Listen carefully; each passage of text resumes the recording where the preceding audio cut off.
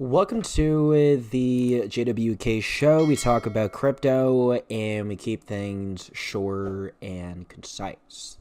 The crypto and financial space is a crazy environment as we do have a ton of scams, crazy things going on, guys.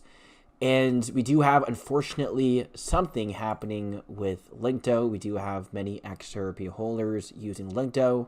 And we do have Linqto officially filing for bankruptcy. We can see we have the official confirmation over here.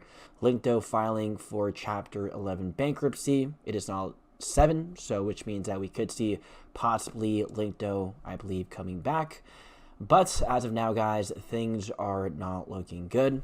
And unfortunately, a lot of people have been affected. And so, guys, this is why it is very important to hold your own crypto on your own wallet. And this applies to our sponsor as well, crypto exchange, BITUNIX. Guys, anything can happen in the crypto space. So if you guys are trading cryptocurrencies, do so on an exchange and then send your cryptocurrencies over to your wallet. And this is what I do with crypto exchange BITUNIX. I trade with the exchange, then I send my XRP or other crypto into my own personal DeFi wallet where it is the most safest. Now, we do have Ripple CEO Brad Garlinghouse responding to the situation as well, and he says, understandably, there have been many questions from those who believe that they were buying Ripple shares from Linqto and what happens next. To be clear, on Ripple's end, what we know from our records is Linqto owns 4.7 million shares of Ripple, solely purchased on the secondary market from other Ripple shareholders, never directly from Ripple. So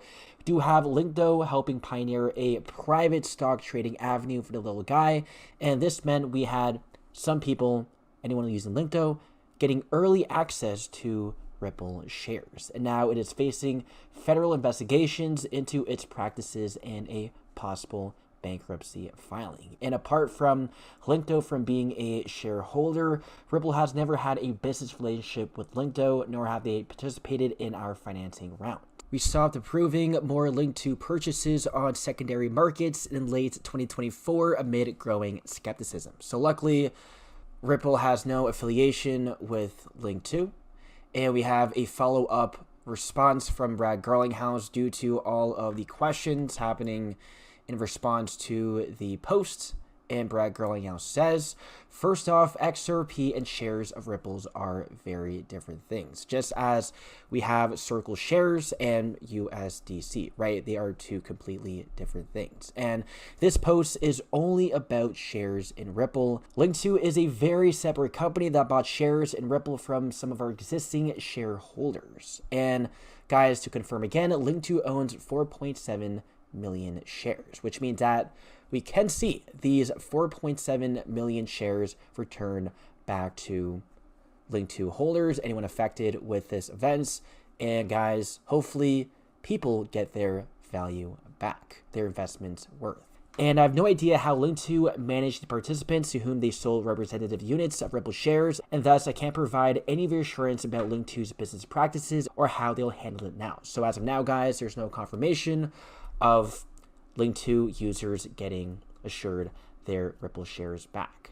But good news is that the value of Ripple shares has increased significantly over time, and there should be considerable gains on those shares for Linqto holders, as we do have Ripple shares back then trading at around $175. We have Ripple buying back shares at $175, and right now it is trading at a much higher price. So guys, this means that hopefully Linqto can afford to pay back anyone who was affected. And we have from Eleanor Trent confirmation of attorney John E. Deaton filing a securities fraud class action against Linqto founder and ex-CEO William Saris on behalf of thousands of retail investors. So luckily we have John E. Deaton again fighting for XRP holders, and we have a class action lawsuit going on. We also had a space talking about all of that last night at 7:30 p.m. EST.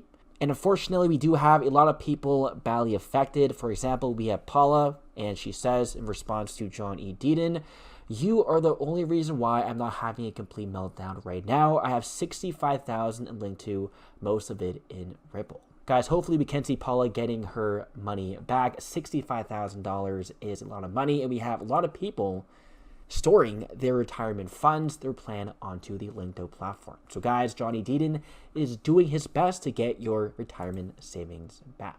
And lastly, we have a long response from John E. Deaton in regards to the entire situation, and he says, some people have their life savings on the platform, and I'll do whatever I can to make sure they don't lose it. In fact, they should get more than the value of their initial investments, as again, the Ripple share is much higher than where Linqto bought it at. And I spoke to everyone I could, including former Linqto employees, former managements, including the founder, current management, including the current CEO, board members, fellow board observers, and multiple influencers that Linqto sponsored. And we have 3 former employees and 3 influencers claiming they themselves have significant sums of money invested on the platform and were unaware of the shenanigans and violations of the securities law. But good news is that everything will be public and everyone will get to know who invested what and who knew what. This includes internal emails to third parties, including related to advertising and marketing. Guys, everything will be exposed and justice will be given. And we have some folks, including current management, the WSJ, and former Linqto employees claim that the founder of Linqto is the bad guy and the violations are bad, including possibly committing fraud. So at least we know who the bad actor is, and the bad guy in this situation, in this case, is the Linqto founder. But guys, we have more great news, and that is there are no creditors in line before Linqto customers. So this means Linqto customers are the priority, you are the priority, and this means you will be getting your money back first if that happens. And we had confirmation from John E. Deaton again of Ripple buying back shares in June of 2025 at 175 per share. Guys, this was literally last month, and with Ripple buying even more shares, this means Ripple is bullish in themselves. Guys, very, very bullish for Ripple and XRP. And overall, if consensus is reached quickly, a plan could be approved in bankruptcy courts in as short as 9 months.